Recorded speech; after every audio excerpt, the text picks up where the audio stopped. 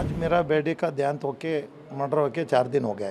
प्रशासन जो पुलिस प्रशासन है आज मेरे को लगता है बहुत ढीले से काम कर रही है। अपने सोशल मीडिया में मेरे बेटे के बारे में उन्होंने रात को 1 बजे पोस्ट होता है उसका आईडी से, जबकि वो अरेस्ट है, उसका मोबाइल जब्त है। इस केस को डाइवर्ट करने के लिए रात को 1 बजे इंस्टाग्राम में रील्स भेजते हैं, गलत गलत मैसेज भेजते हैं। तो मैं ये सारी स्टडी करके मैं डे 1 से बोल रहा हूँ मेरे को न्याय दो। ये जो षड्यंत्र कर रहे हैं 8 लोगों का इन्वॉल्वमेंट, मेरे को खुला नाम भी दिया मैंने, एक आदमी को भी सिंगल नहीं पकड़ा। या आपसे नहीं होता है तो सीबीआई को दो, मैं किसको मांग करना। आज देश का राष्ट्रीय अध्यक्ष है, फिर यहाँ काम नहीं हुआ तो ऊपर तो पूछना है ना मैंने। आज अपने बीजेपी के राष्ट्रीय अध्यक्ष श्री नड्डा जी, प्रहलाद जोशी जी, स्थलीय अपने महेश टेंगनकर जी एमएलए जी और अनेक अपने नेता वाले भाजपा नेता वाले अपने को संतान बोलने के लिए अपने घर पे आए थे। ये घटना सुन के उनको बहुत बुरा लगा, उनको दुख हो के अपने को संतान बोलने के लिए अपने घर पे अपना मेरा मिसेस को और अपना मेरा बेटे को मेरे को हिम्मत दे के गए हुए। इस दौरान आप किस तरह का मांग उनके सामने रखा है?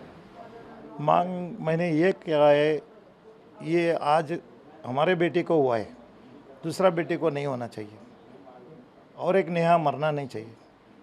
पूरी जितने भी आज राज्य में और देश में जो मेरे बेटे का उम्र के लड़की लोग आज पढ़ रहे हैं वो मेरे ही बेटे समझता हूँ।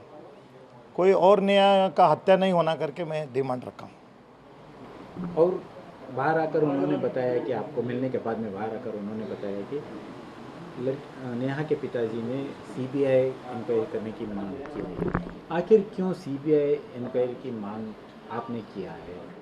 मैं आज मेरा बेटे का देहांत होके मर्डर होके 4 दिन हो गए। प्रशासन जो पुलिस प्रशासन है आज मेरे को लगता है बहुत ढीले से काम कर रही है। किसी को वो तो कॉलेज लड़के लोगों ने उसको पकड़ के वापस पुलिस वाले ने क्राइम वाले ने इमीडिएट पकड़ के उसको लेके गए। वो आदमी को छोड़ के दूसरा आदमी को लिया ही नहीं। जो इन्वेस्टिगेशन सीडीआर रिपोर्ट लेके या वो जो ये जितने भी कांड किया है उसके साथ वो अकेला नहीं कर सकता है। वो टाइमिंग फॉलोअप करना, उसको रिपोर्ट देना, ये कॉलेज आई क्या नहीं आई, ऑब्जर्वेशन में रखना, एक आदमी काम नहीं है।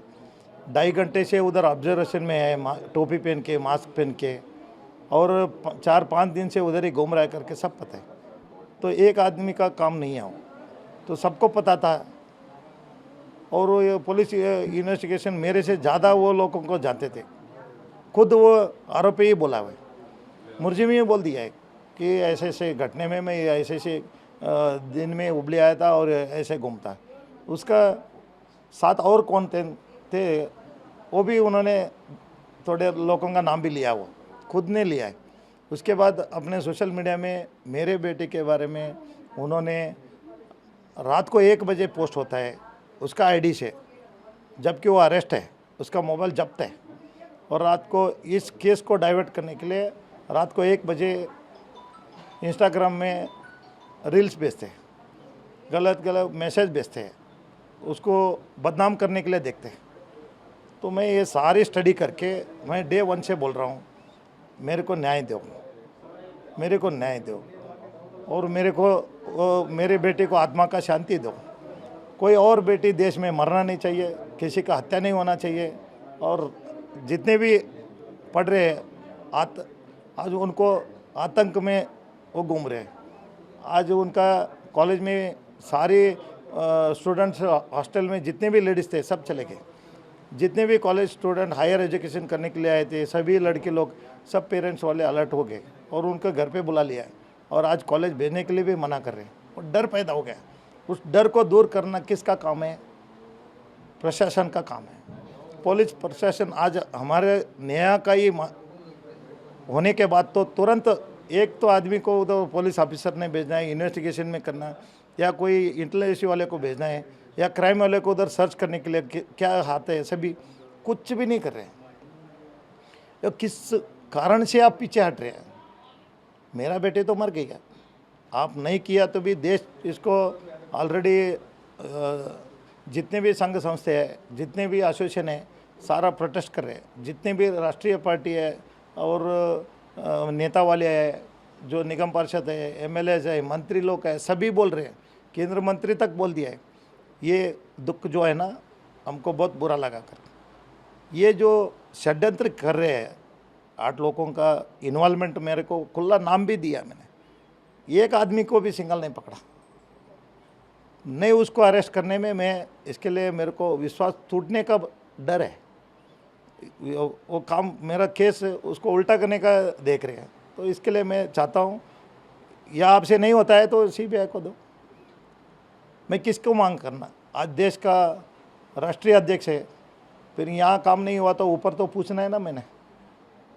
आपको कर्नाटक सरकार की जो पुलिस है उस पर भरोसा नहीं है?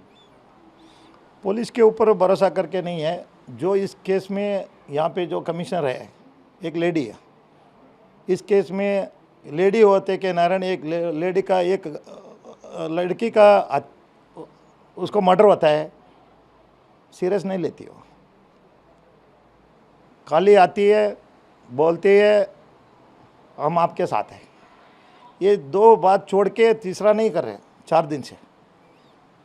कोई नाजायज़ आदमी का बात सुन के, कहीं किसी का पावर प्रेशर में है, वो थोड़ा सा पीछे हट के गृह मंत्री को गलत बयान देने के लिए लगाना और मुख्यमंत्री को गलत बयान लगाने के लिए देना, ये उनका काम चल रहा है।